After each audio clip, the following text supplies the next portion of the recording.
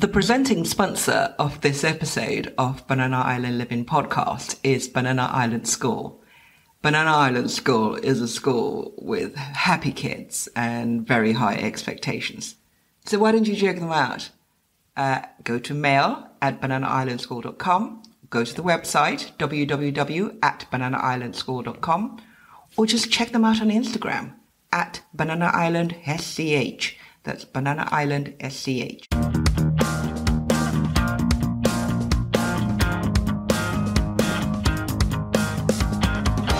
Hello and welcome to another edition of Banana Island Living Podcast. My name is Sade, and today is an interesting one. I've got somebody that we've got a little bit of history. We always sort of come across each other. Her mom is a friend, but I've been so impressed by her honesty to herself and her sheer go for it spirit. So today I'm especially thrilled to be speaking to Eku Edewor. Hi, thank you for having me. No, thank you. Thank you. Excited to be on the podcast. You're so gracious. As soon as I asked her, she said, "Oh yeah, sure, fine." And I just love that. Not people who bellyache and say, "Oh, I'll get back to you." And no, so thank you. I feel like it's when you feel like a podcast is a safe space, and like you said, maybe that comes from familiarity. Yeah. Then I'm willing to chit chat all day. Yes, kindred spirits, as you can guess. Now, Eku is an actor, producer, and a TV personality. Now, her full name is Georgina Chloe Eku Edewor, and she's an Anglo-Brit babe. She was born in England, but she started acting at age 10. Yeah. How did that happen? So, I don't know, there was a time when, I don't know if it's like that in Nigeria, and at least I haven't experienced it. But when I was growing up and I was at St. Saviour's, it was quite a normal thing for casting directors and theatre practitioners to audition kids from different schools. And there was a play that they were putting together at the National Theatre. I think it was called Skeleton. And it was, I can't remember, but it was sort of talking about the war and I think child soldiers possibly as well. But it was starting with a bunch of friends that, fought each other. But basically my sister and I, from a group of kids, we were two from St. Saviour's that made it into the production. So that was my first professional job. Yeah. And you got the bug then, or? No, it's interesting. I had always wanted to act, I think. I was very quiet, which is quite a surprise. No, shock horror. I was very quiet. I found my report from when I was in year 1. Right. And one of the the teacher's notes was, she's involved, but she can be too quiet. She's very quiet, which is such an interesting thing. People don't see that. And I think people don't realize that sometimes when you want it to be an extrovert, or when I say extrovert, like a performer, it sometimes isn't to do with your natural personality. It was almost like something I wanted to bring out, that I knew I had this desire to express myself. But at the time, I didn't know how to. And I remember the day that I decided that, look, I'm going to get into a play. I think I was in year 3 and it was a senior play, and they allowed year 3 students to be a part of that. And there was an audition. It was a carnival play, and there was an audition to be a head carnival dancer. And I remember Mrs. Mbanefo had the audition, and she just, everybody should just dance. And I was shaking everything I had. This quiet girl. I was just shaking everything, like I was ready, and I got the part of lead carnival dancer. So was that like a light bulb moment for you? Yeah, it was light bulb moment of this thing that you sort of, this persona. You go for something that you can get it if you believe that you're going to get something and you really commit. And I really committed. Yeah. I'm sure I look like a really animated child. Yes. Really dancing. Don't put your daughter on the stage, Mrs. Worthington. But I think she just saw this girl is confident and she wants it. Yeah. She's desperate for this role. So is that this commitment to something and really going for it? Definitely. I think that's one of the reasons how I ended up getting the part of Co-anchor on 53 Extra. I was determined to get that role. I was just determined to win it. I was determined to be selected. I showed up a week before at the office. Gosh. Just to find out, what time was this audition happening. I was just determined that I would get that role. So when I got it, I was surprised, but also at the same time, I felt like, I worked for this. I really went hard. I really went hard for this. I mean, at the time, when I think about it, I you forget that it was an open audition and that there were so many people auditioning for this role, and what were the specific reasons why. But I remember that same thing again. I sort of gave it everything that I had. I had no interest in being a TV presenter at the time. I thought it was an acting role, but I gave the best acting performance of a TV presenter. And they really liked it, and that's how I became the field anchor. And I was the lead anchor at the beginning of the show. So it was the same sort of thing. But was this because a lot more people know you as an anchor. Yeah. But in recent years, you've become more a producer. Yeah. You segued into this. Was that a sort of like a strategic decision? No, I think or just sort of evolved. It was really whatever you can get. Was what it was when I first moved back, and it was interesting because prior to... Sorry, I must stop you. When you first moved back, why did you move back? Was that always a given? No, it wasn't always a given. I didn't really think about moving back because it wasn't really something that my parents had encouraged. No. They hadn't said, oh, you must move back. Yeah. I think in their mind, they thought, oh, go to LA or go to, stay in New York. And they weren't really aware that I was so passionate about being in sort of show business. Yeah. Like my mom saw me. Were you passionate? Because I know you went to acting school. Yeah, I was really passionate. I mean, when I didn't start my career here, I started in the UK. Yeah. I was passionate about getting into the business. I mean, I auditioned for Britain's Next Top Model. Oh, right. Oh, gosh, how exciting. When I was 18 and I was on the show. I was on the first show. Oh, wow. When I was 19. And I did quite well. I got into the top 5. Yeah. And I had a really good reception from the audience. And then when I was at Warwick, I was the arts coordinator for their 1 week festival, which is a cultural festival. And I was the arts coordinator for that. And I connected with a film producer and I started working for him, Damien Jones. And he's one of the, if not the biggest independent film producer in the UK. And I was his assistant. And I wasn't being paid initially. At the time, you intern. Yeah. They have to give you a free labor. But I worked in sales. I was so determined to be in film. I worked in sales. I worked at Matches as a sales girl to make money to go to my film job. So that my mom didn't understand it. She didn't understand what's like. No, but I think she respected your hustle. She did, but I think she was like, "You're waking up at 5 a.m. to go to set." Yes. And I was working as a runner. Gosh. I was really a gopher. I was really at the bottom of the totem pole, but I was making connections. Yeah. So I think for me, my mom was surprised because one of my best friends now is Naomi Harris, who's playing Penny in Bond. So in my mind, I think in my mom's mind, it's like, you've already made all these connections here. Why give it up and come back? Why give up? But I moved back, I think, for family reasons. My stepdad, Peter Thomas, passed away. Right. And my mom hadn't been alone for such a long time. And was such a seismic emotional change in our family's lives that I also wanted to stop and take stock. And take stock of what was going on and just also be there for my mom and spend some time with her because she was very devastated. Of course. Yeah. So I was like, okay, I'm going to stay. And when I was here, I said, well, there's no point stopping my passion and think that I'm going to hold because there's no options. I noticed that the industry was, it was starting. It was like a nascent exactly thing at that time. And they were looking for a new show and they were looking for new anchors. And a friend of mine, Kunle, was like, you should, because he was friends with someone that was connected to Biola Labi. Okay, yeah. So he had the information that, they actually are looking for new TV hosts, then you should go. And that's literally how I started that journey. I went to the office, I met Biola Labi and I said, well, come to the audition. We're having an open audition on this day, come at this time. And she really gave me my first job because she was at the time, she was the she's a lovely person. Yeah, she was really that chilled. Was she with DSTV or something? Yeah, she was. It was DSTV. She was the MD of West Africa at that time.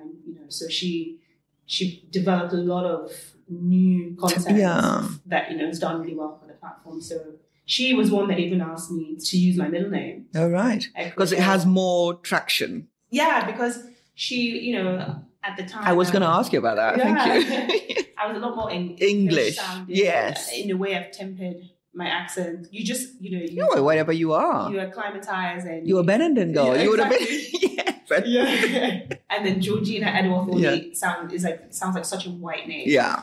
People would even skip over the Edewor and say Edward. They just believed that it was Edewor Thorley. They would say Georgina Edward Thorley. So it sounded like the most English of English names. Yeah. And then I didn't look like the most Nigerian of Nigerians either. So for her, she said, people might not understand that you are this, born this bred a Lagos girl. Yes. That you should use your native name. That was clever. So it was smart. And that was actually that captures the imagination a lot more. Yeah, who's Eku? Who's Eku Edewor? What an interesting name. Yeah. Oh, is she Nigerian? Yeah. And yes, I am Nigerian, a different type of Nigerian. Yeah, but there's so many different types. Yeah, exactly. So that was how I got into that. And it was great. I did that for 10 years. Gosh. Yeah. Talk of staying power. Yeah. I was the only consistent host for 10 years that stayed. But in this industry in Nigeria, and what really fascinates me is your movement to being more in control. Yeah. Yeah. So for me, when I started acting, I realized that I wasn't always happy with the projects I was being offered. Yeah.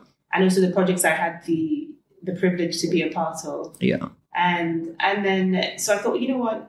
And it was weird because I almost didn't get into production. But Bibi Shashere, who's a filmmaker, I worked on, had offered me a part on God Calling. And I'd helped him produce certain elements. And he was like, oh, this girl's a producer, you know. And he knew, we'd spoken at length about my production history because I'd worked. But you also have a work ethic and you usually, I'm going to do this, I do this. That's exactly right. And I think I got that from the UK. Yeah. Where I didn't have, I guess, the privilege of being flaky. Yeah, of being flaky or cushioned. Yes, or this privileged child where, your driver takes you to set. But it's just big men and small people here. Yeah. They just have the privilege of being unreliable. And a lot of times you don't, when you're here, you don't realize that is not the norm. Yeah, right? That's true. You don't realize that, this isn't everybody's life, that we all have to get in a car with our drivers and get dropped off, and we don't have to graft, and that at some point we'll get to a decent enough level without as much effort.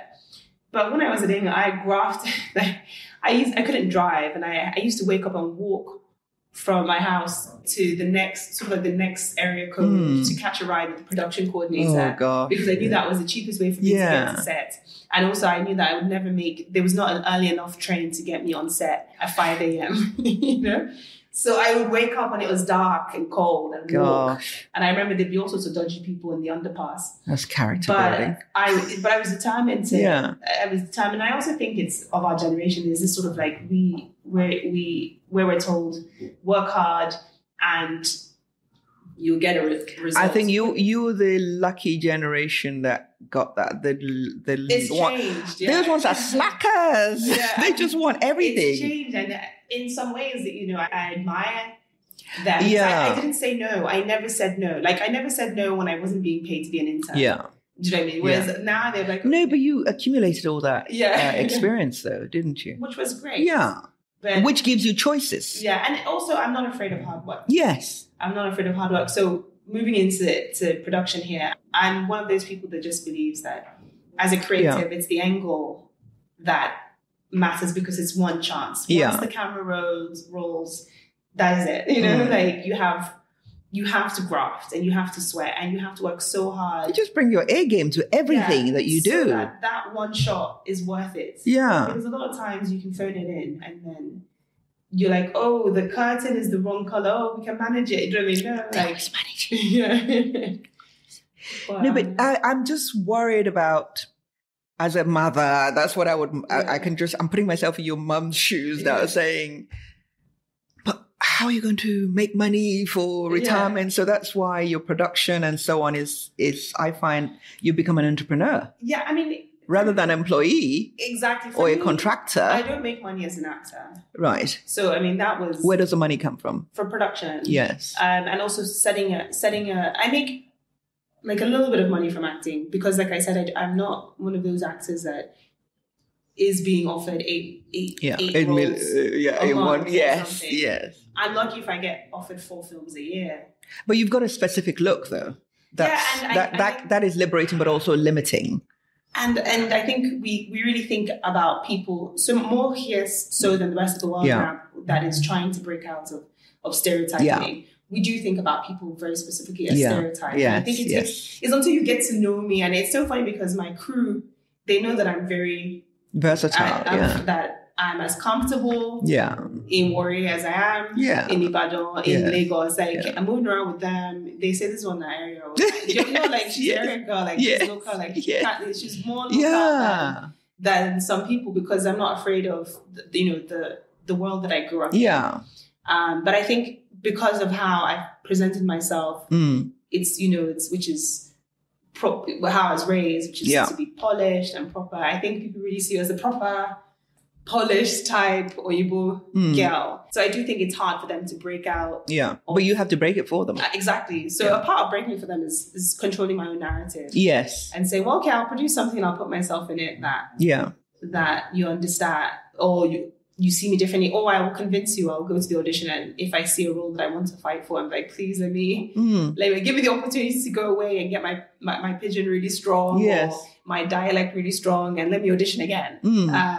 Or just see me differently, or write a character as a multifaceted woman story, and not specifically about who will play your dad. I'm like, well, not every character has a dad. True. And not every character has a mom. Some characters are on a journey, and we meet them at the journey, and the journey ends in a week. And also, like you said, financially, like production is where the money is. So how do you get funding?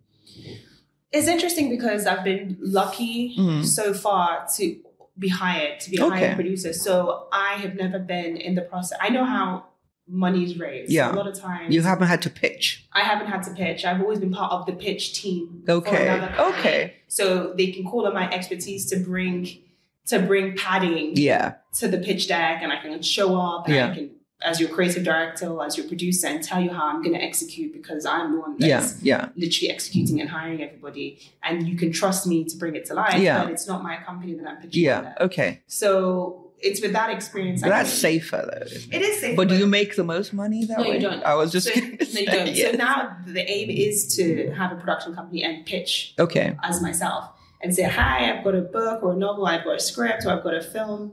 Can I pitch? And it's like with anything here, it's, fortune favors the brave. You have to convince people that you can execute.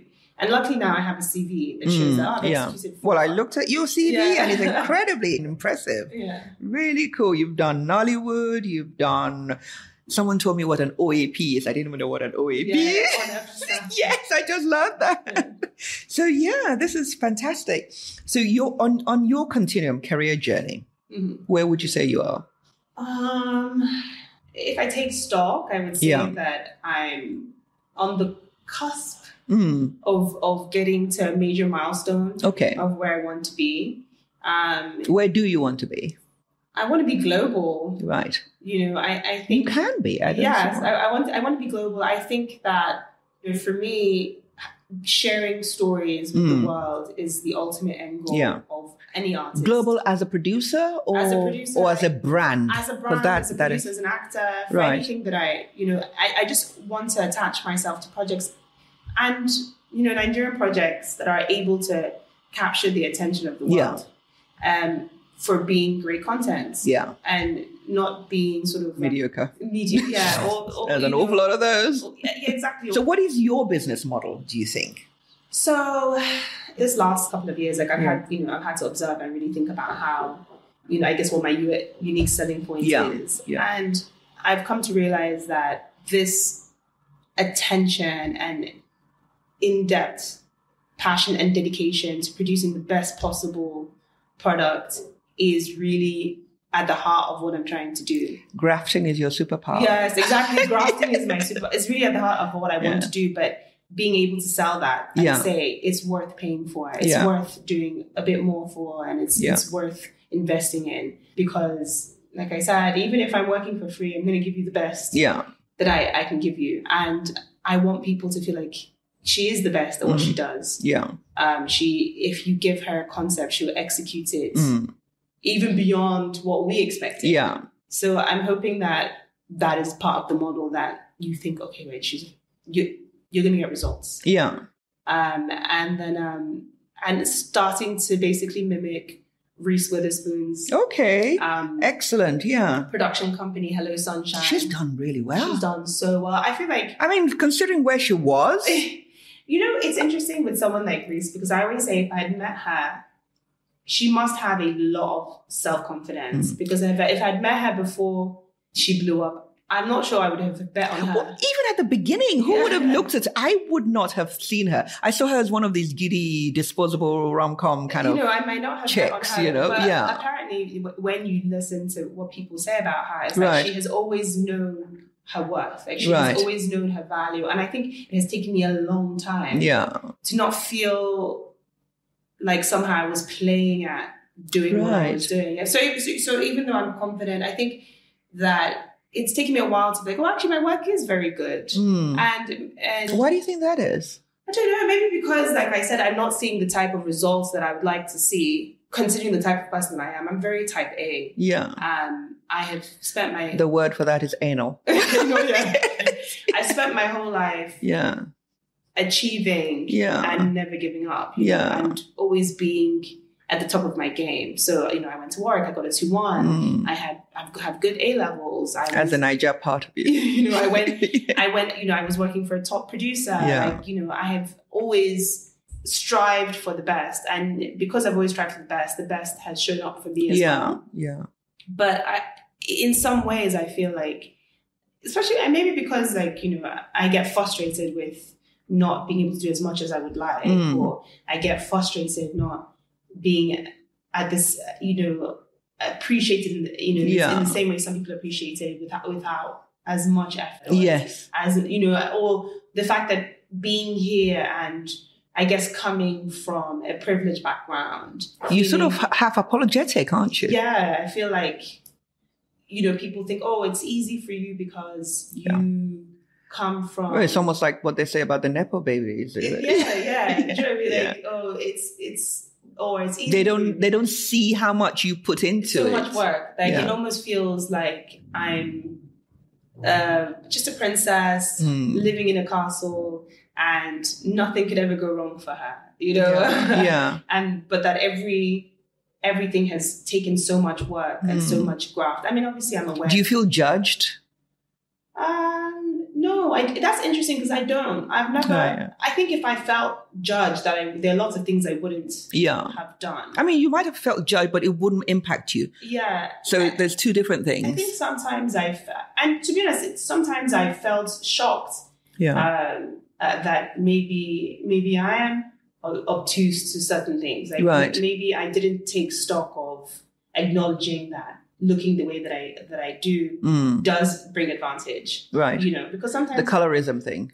The Meghan Markle. It has advantages, but it also has, like she said, the other side of it is that you're not really... They don't see the professionalism. They don't see that you work so hard. They don't see... the downside of that. Yeah, or that you might not be considered Nigerian enough. Yeah. I'm never black enough, nor white enough. For example, there's a new policy that if that they don't want to cast quote unquote foreigners in ads. I didn't even know that was a thing. So part of me is like, is that for foreigners meaning anybody that looks foreign? Does that exclude me? Or am I included because I'm Nigerian? Do you know what I mean? Like, so it's stuff like that, because I'm like, how do you differentiate who in Nigeria is from a Jamaican, like, or from a Ghanaian? Like, how do they even enforce it? So for me, it feels like it felt specifically about color. You know what I mean? It didn't feel about nationality. It felt specifically about that. So, and those things are great, right? They're great for building local content. They're great for building. But other ways of doing it, getting the same it's result. Great for build local business, but in some ways, if they're not finely managed or, clear enough. Well, also managed with nuance. Yeah, it can feel like, this doesn't succeed. Yeah. If it's a blunt instrument, I don't think that it will achieve what you want it to achieve. Yeah. But I think in this industry, I think it's matured quite a bit. It's not where it's supposed to be, but I'm just so impressed with your hard work. And I think if I was somebody, and I don't know anything about the business at all, I'd ask you, what about Me Too? How does that in the Nigerian industry? I think does that happen? Has it happened? Sure. I mean, it's interesting because I haven't experienced it. The way I've experienced it has been in a way that I made it very clear to the person. So when I was first in the industry, when I first started, I remember I had a phone call from someone saying that this person wants to meet you, just name a price. And meaning that they wanted to, it's quote unquote, hook up with you, Oh. That's basically, because why would you name a price otherwise? Because you want to meet. Or maybe they want to meet the brand or whatever. I wasn't really that well known. I was I was just coming up in the industry, and I remember just saying, you tell them that if they want to meet me, they can meet my mom first. Yes. Because at the time it was really sort of like any price. And so there was definitely like a sense that, there is seediness that does happen. And, and if you don't have a secure home or environment, that you can fall prey to that, because like I said, not everybody has the same comfort or the same family. Well, as someone said, it's all right for you. Yeah. I don't want to go back to Isolo or something. Some girl that, I was saying, are those the choices you need to make? She said, I'm not going back to Isolo. So for me, I can't. I mean, what's wrong with Isolo? But the fact that people are still exploiting people, it happens all the time. And it's not something that just happens in the film industry, I guess. It's everywhere. It's something that we hear all the time in Nigeria, full stop. Especially if you're in business. Yeah, that there's a lot of... where you have to ask somebody for a favor. Exploitation. There's a lot of sexual exploitation.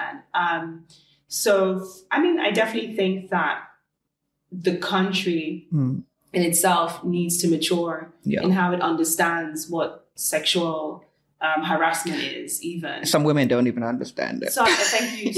But within the industry, I do think it's getting better. I think people are, especially like I said, young people are quick to get on. They call out. Yeah. So and social media. It's a blessing and a curse. Yes. It's a blessing and a curse because you're able to sort of get a bigger voice to stand up for yourself. But at the same time, there's the dark side of social media where speaking up can be also a terrible thing, because you also get people that are lying. You get a pylon. I mean, that's your life for the next forever, and really. You're traumatized and stuff. So I don't know, but at least people are talking about it. Yeah, that's true. I mean, I have a strict, on my sets, culture talks that we speak about the culture of the set that we want to be on, and friendship is great, but let's be guided in our actions, even in our thoughts, and in what we say to each other. I don't even like sexual jokes on set. If I see something that I feel is a little bit out of pocket, no smutty, even if it's just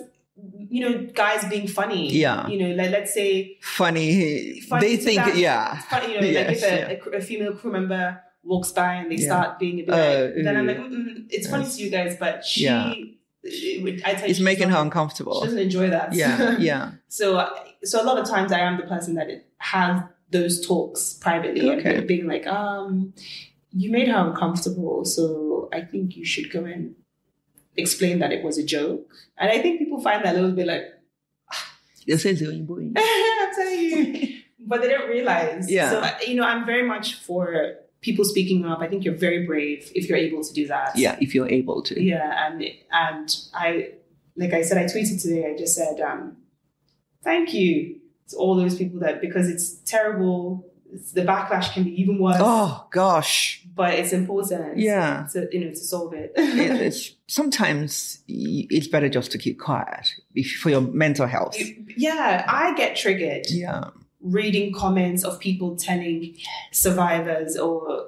You heard about that, what was the name of that, this hip-hop people who called out, is it Tony something? that was apologized and he didn't. I don't know. Meg the Stallion. Meg the Stallion. Yeah. I mean, I don't know who she is, but I just heard the backlash. People said she was lying or she was ruining his life.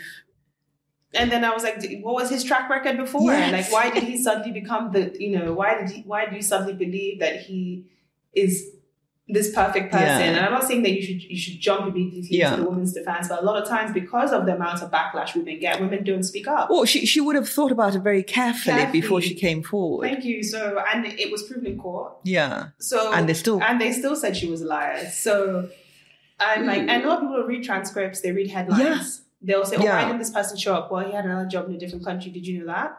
Or, you know what I mean? So, and I didn't even follow the case. I didn't either. I just saw the backlash. I decided to read up about it once they said he was guilty and people were up in arms. I said, okay, I need to go and read on this case because I need to understand. Because before in my mind, it was just like a petty little thing. I mean, I have better things to do than to be reading. I didn't even know who Meg, her name is. I read up on it, and I remember somebody, and we also minimize trauma here, which especially we minimize it. Women's trauma, and I thought to myself, let me put myself in this woman's shoes.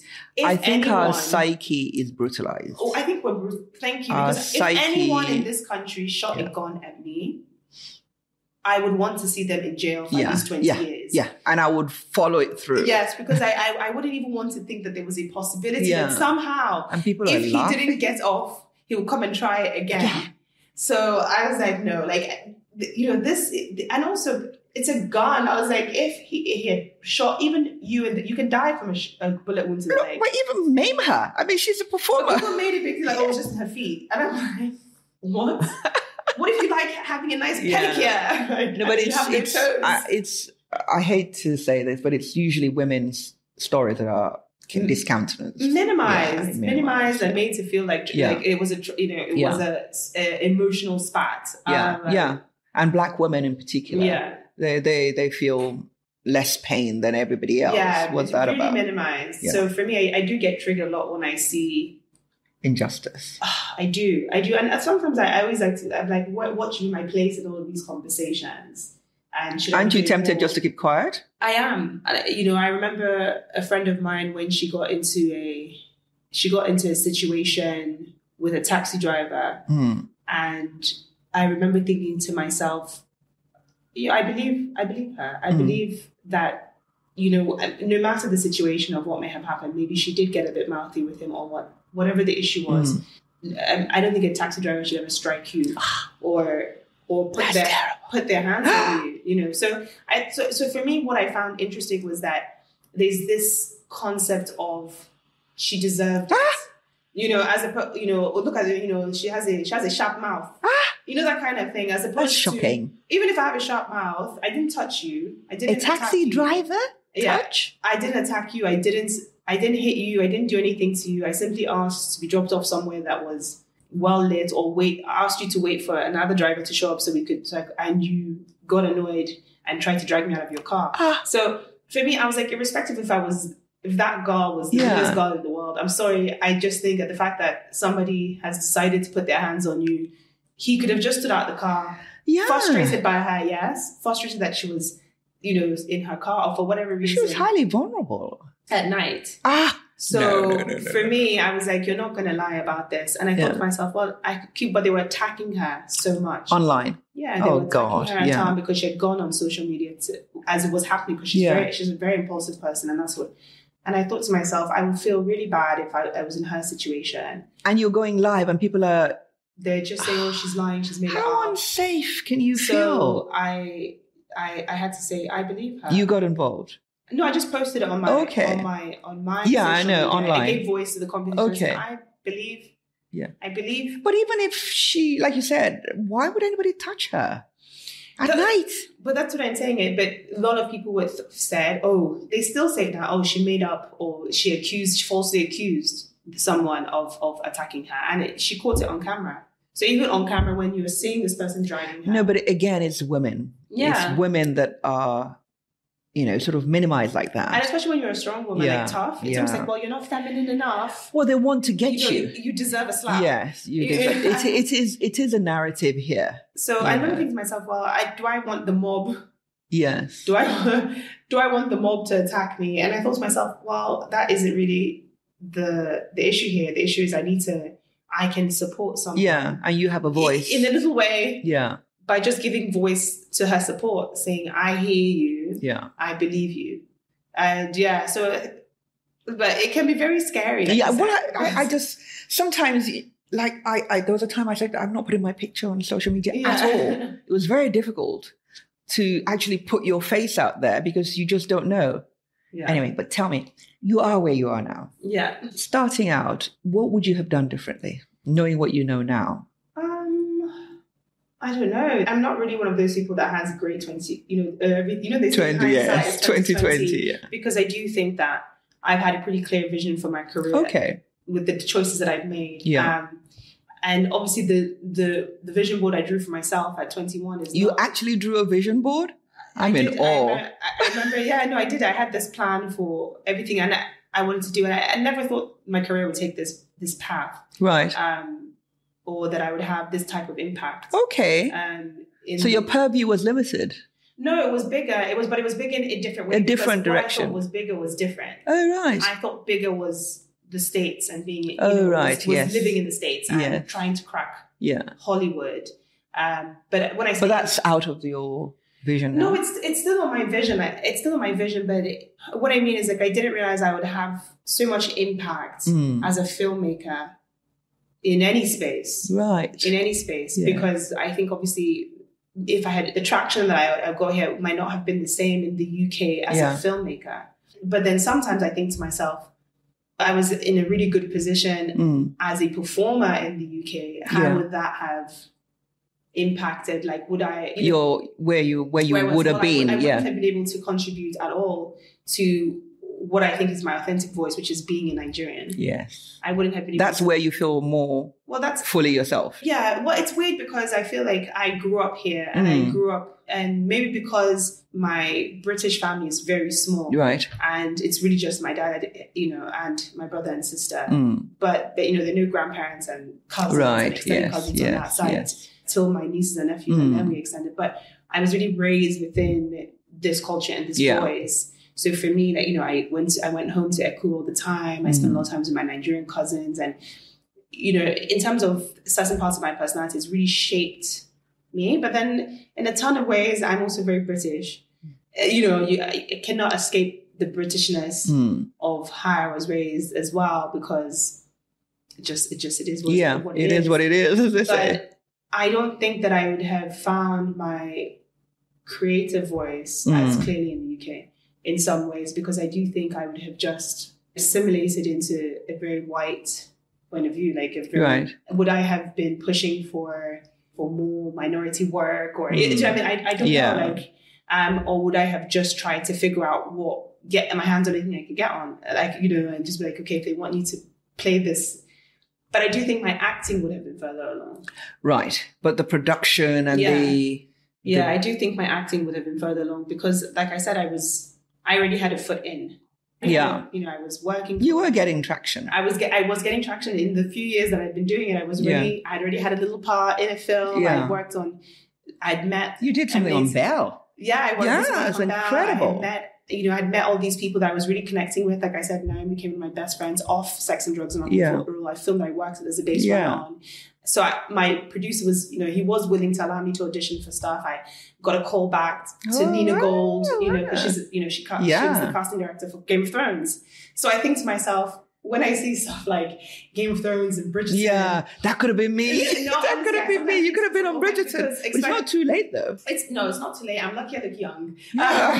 You certainly did. I see some of those diverse roles coming up, I see these diverse roles coming up like Bridgerton and blind color casting with things and that the fact that the industry is becoming a lot more open-minded and maybe I wouldn't have been, pushed into that niche, into a niche. I could sort of be more diverse and maybe follow a Tandem Youth type path or something. Well, I don't know. She's in a funny place at the moment. Well, she is. I think she's going through something. A divorce, I hear. Divorce, and I do. And I think they said George Floyd thing affected her quite a bit. The stuff in America, Black Lives Matter. Yes, apparently she gave. I mean, I know that she. I think I'm really lucky that I grew up in Nigeria. Yes. I think I'm very lucky that I grew up in Nigeria because I've never. I know that I'm different, but I've never felt. It's not a thing. It's not a thing. I've never felt. Oh, I'm so different that I'm not allowed to be part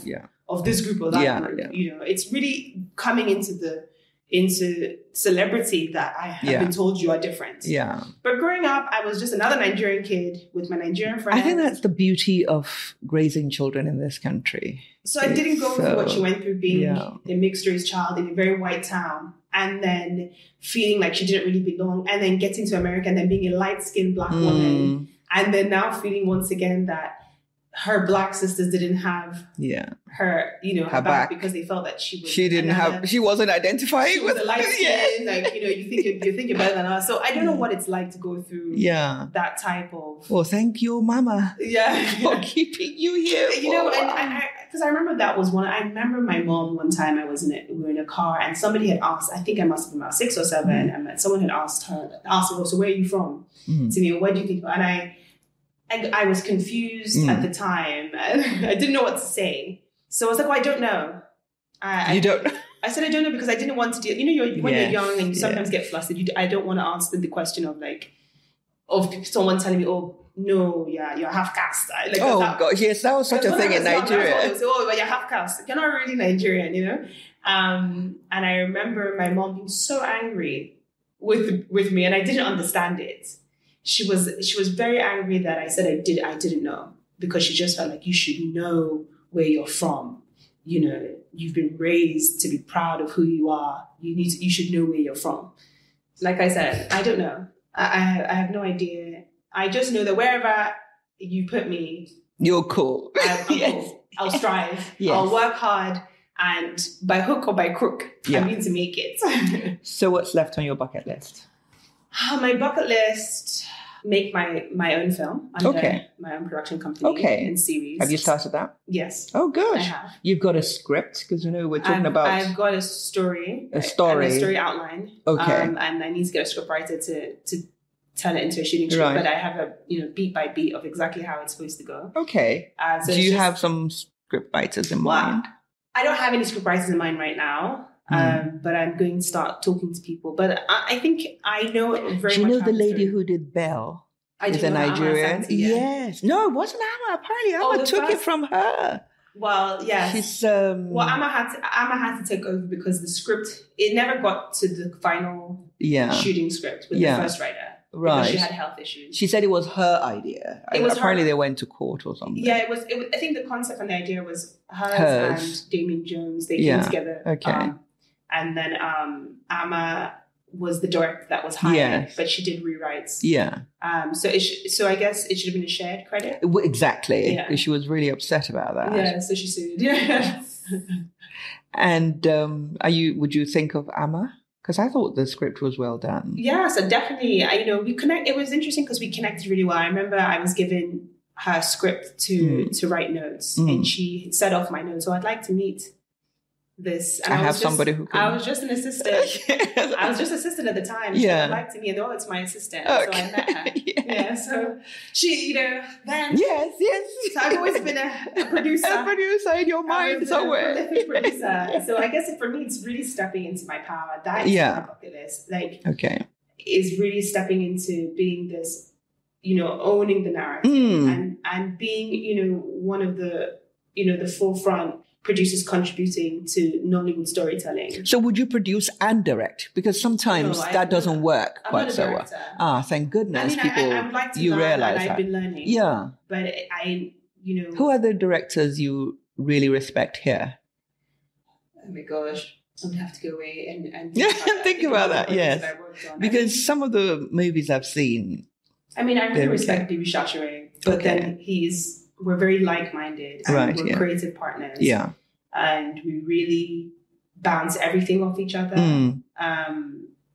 and because I see the type of work and detail that goes into his work, I respect the process. I see a lot of promise in young directors. I worked with Eku Edewor on Superstar, and I was really impressed with him and, his passion to storytelling and, and the fact that he's an actor's director as well. But so that's going to be a hard thing, getting the right director. Yeah. To get inside your head. To match the right things. But I'm a really good producer. Okay. I am. I'm really good at working with creative teams. Okay. I do think I bring out the best in people and really encourage them to. Because you've gone into adverts now. Yeah, I started producing adverts before doing films. Okay. And so producing, not directing. Producing, yeah. But I'm a creative producer, which some people might not understand, where I really take responsibility for a lot of the creative vision on a film in terms of producing it. Yeah. So how it looks, the creative direction of it. And I work with creative directors as well, but I'm I'm very passionate about costume, about production design, about hair, makeup. Yeah. And if you ask anybody, I like your makeup, by the way. Thank you. If I work with anybody on my team, I sit with each department extensively. We sit down together. And we decide what is best collectively. And I'm not bullying anyone, but I want them to explain to me. You have to be clear. They say it's not bullying; it's being clear. But I want them to. I want them to be passionate about something that they're creating, even if it is just. You're not going to manage. Why did you choose a red lip for this scene? Yeah. Like, why did you think it was important for her to have a red lip in this scene? And if they can defend it. Let them think about it. Yeah, because people don't realize that in films, like life, everything is political. And by that, I mean it has meaning that affects social. Look, red lipstick is a statement. It means something. A statement. It's not just, it looks nice. Yeah. She looks fine. It's a statement. I just think it looks sharp. Yes, I like that. But no, I'm like, but why? And people don't realize that when we watch films, we interpret every little thing. Yeah. Sometimes we interpret things that the director never intended. Yeah. Or sometimes, so in a way, I feel like you have to be so intentional with your creative choices, even if it is just the red lipstick. Yeah. So I'm not worried about the team. I feel like I attract greatness towards me. And great energy. And people that are passionate. And I hope the industry is getting to the point, because I've priced my value where I think it needs to be. Okay. You've reached that stage. I can price myself properly now. Even if you don't hire me, that's where I'm pricing myself and why I'm taking control of the reins and raising my own money. Because like I said, that my company will have to pay me to work. Yes, of course. Because I can't see myself giving so much of myself, because I thought to myself, I'll just take cheaper projects now. I'll just be a supervisor. And I was like, that's not me. And I can't see myself giving so much. You also have to grow. Yeah. I can't see myself giving so much of myself for, poor pay. Yeah. And I do think that's another thing that's very important with anybody that's coming to hire Nigerians, is to pay us what we're worth. Yeah. Especially if you pay other people.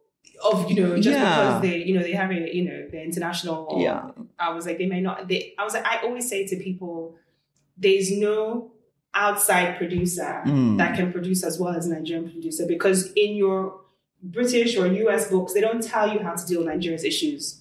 They don't tell you how, you're just firefighting here. You can't even concentrate on the actual fixer. You can't just hire a fixer and be done. You need to hire a Nigerian producer for a Nigerian project, or any project you're shooting here. You need to be able, because we're the only ones that will be able to dissect or decode. It's the decoding, because 1 minute you're talking to a high level person, the next minute you're racking it with the policeman and chivvying them into getting what you want and speaking broken. Thank you. Jumping through loops is part of the Nigerian process. Yeah. Which is the blessing and a curse. Yes. Because in the UK you have to get so many licenses. Yeah. And it's so much done even just to shoot in someone's house, for example. Yeah. Health and safety. Thank you. Whereas like here, sometimes it's just the gift of the gab. And you could be shooting in the president's house tomorrow. Yes. Or who you know. So I'm like, I'm sorry, you can't come in formal and say, excuse me, I'd like to shoot in the president's house. They say, my friend girls, but if you have a Nigerian producer, they might know somebody who knows somebody who they can connect you.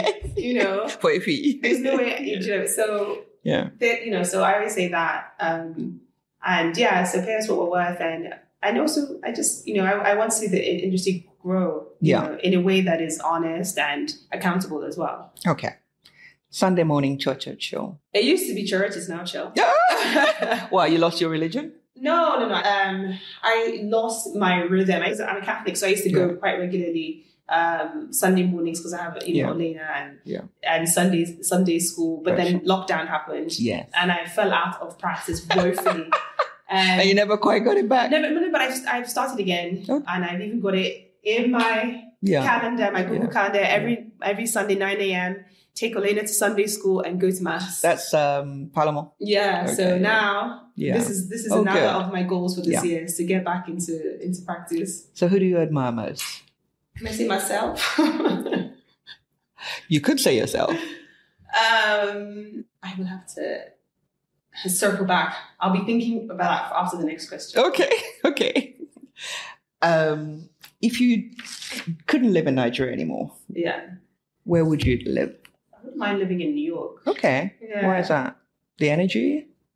The energy, I really loved when I was going to school there. Okay. Being in Soho and just feeling like I was somehow tapped into the spirit of all the happening. Like I felt really alive. And, it's got a bit of the Nigerian energy as well. It does. Lagos, anyway. It does, but it's the heart of a lot of theater culture as well as there. Yeah, very theater culture. And it's diverse and there's a lot going on. So I don't know, I definitely felt like I could do things. I could do things. Yeah. Possibilities. Yes. But it's so interesting because I think a lot of people, as they get older, they think, I want to go and live in Bali or something. But I'm not. You want to go and relax at your old age? No, you're not ready for that. No. You haven't thought of that. Okay. So, are you a morning person or a night person? Morning. Oh gosh, you're not one of those that would go running at 5 a.m. Are you? No. But I'm up early and then I wake for the rest of the day. Okay. And I don't sleep a lot. What I say is I sleep like 6 hours, 7 hours. Gosh. I'm definitely a morning person. 5 a.m., 6 a.m. No, it's like 6:37. Okay. I have one of those. I don't know where I got it from. Maybe it's from school. I have this anxiety that if you don't get enough done before midday, your day is wasted. I hear that a lot, but I still like to lie in bed. Yeah. And I'm sure it doesn't matter. I'm sure you can pick whichever day to be productive. But I do realize that once after 5 p.m., I'm not productive. Yeah, that's true. Some people are really great night owls, but after 5 p.m., I'm done. I'm just like, I want to eat and chill and watch some terrible TV. So what's on your Spotify playlist at the moment? Miley Cyrus. Oh, yeah. I'm not really into Miley. So she started as a country singer, didn't she? She did, but I think she's the coolest person. Well, as a person, yes, she's an original. But in terms of music, even when she was cringe, I admired her dedication to being cringe. Yes, that's true. Yeah, that's true. And she just dropped a song called Flowers. Okay. And, I think it's a response, they said, to Bruno Mars. Oh yeah, what somebody was saying was it was about her ex. I mean, obviously it's personal to her, but if you take out the ex thing, it's just a response to any ex about being independent, because it's, that Bruno Mars song where so this one is I can buy myself. Oh, okay. Yeah. This is like the Beyonce vibe, the women who independent. Independent song, but she's cool about it. She's like, I don't need your flowers. I don't need it's nice to get flowers. Yeah, it is nice. But I think when you're responding to someone, I guess, who's cheated on you, is like true. If it's you that's buying flowers, but then so I'm Arya Star. Okay. I just think she's really fresh. I just wonder about staying power. Well, for the moment, she's off the moment. Tiwa is always on your playlist. On my playlist. Adele. Oh yeah. So it's all women things. Yes, Jasmine Sullivan. What about Ashake? Asha. Yeah, everybody I do love Asha. But he's not really on my playlist because I don't wake up and play. Okay. Organized. No, I guess every organized. Like, you are organized. No, I don't really wake up and go, Asha K is what's going to give me my tune. Or Thames. Thames, love Thames as well. Okay. I mean, Is there one song at the moment that's like annoying everybody else because you're always playing it? It's interesting. Yeah. I don't really listen to music every day, and I don't really play music. I'm weird in that I like silence. Okay. I like, especially in my home space, I only play music when I have people around. Okay. And sometimes in the car if I'm driving on my So if you're creating, you don't want music distracting you? Maybe I should. I don't know. I find it distracting. If I want to write, I can't. It has to be music that doesn't get, maybe like classical music, something that's like background. Elevator music. Jazz or something that. I think I like silence. Yeah. It's weird because, one thing that people don't know, I have really bad misophonia. Oh, right. I cannot stand mouth sounds. Oh, wow. People smacking, eating gum. Yeah. So if you're not going to have a boyfriend chewing with his mouth open. No, it wouldn't. It just wouldn't work. I would break up with you, I think. And I know that sounds really shallow, but I have such a phobia. I get angry and then I want to cry. If I can't. Gosh, if it keeps going. It's different if it's like one-off. I beg, please now. Please, can you stop? Like if someone's doing your nails, please, can you stop cracking gum? That's easy. But if I had to live with someone that just thought it was funny. Or wake up one day strangled. If I thought that it was funny to keep cracking gum, and my mom will laugh because I remember my mom knows I hate it. She'll do that. I know sometimes. My mom used to breathe, really deeply at one point, and when I was pregnant, I'm sure I think I just go away from me. Like mentally, I do. So I really do like silence. Yeah.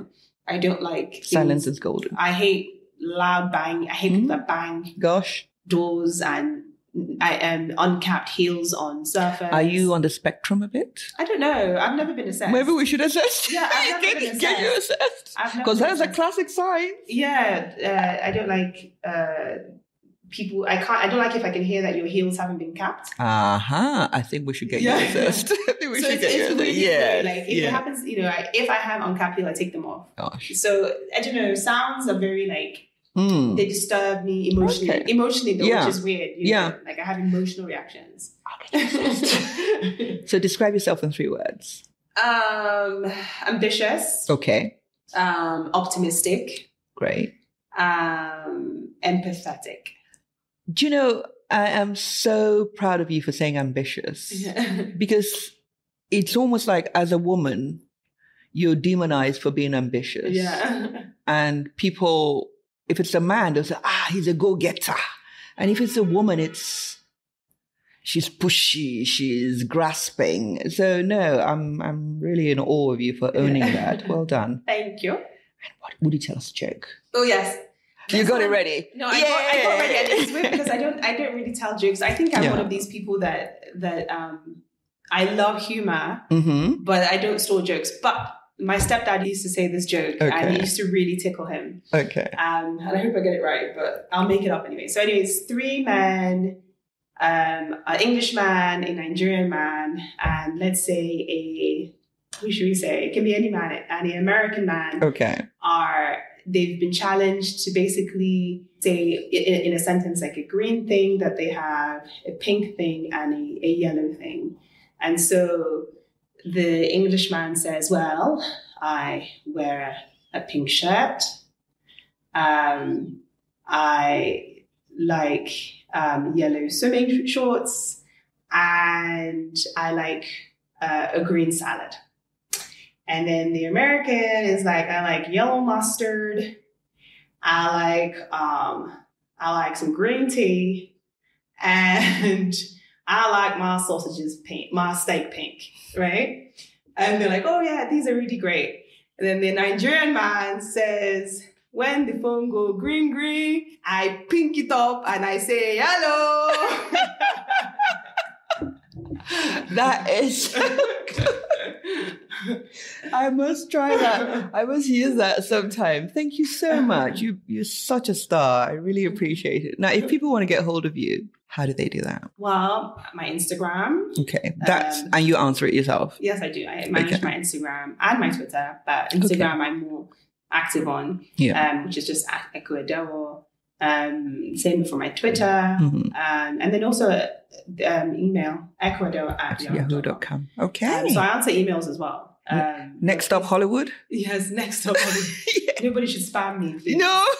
And please, enough with the fraud, the scam emails. Oh, God, yes. I get so many scam emails every day saying, oh, we want to pay you $10,000 to, like, if anybody was... Bring the money first. Don't tell me about it. Just bring the money. I'm like, I don't need this. Oh, Lord. I was like, if it was so easy to make $10,000, then, I'm in the wrong business. Yeah. Well, thank you so much. And don't forget to subscribe. And I'll talk to you again soon. Take care. Bye.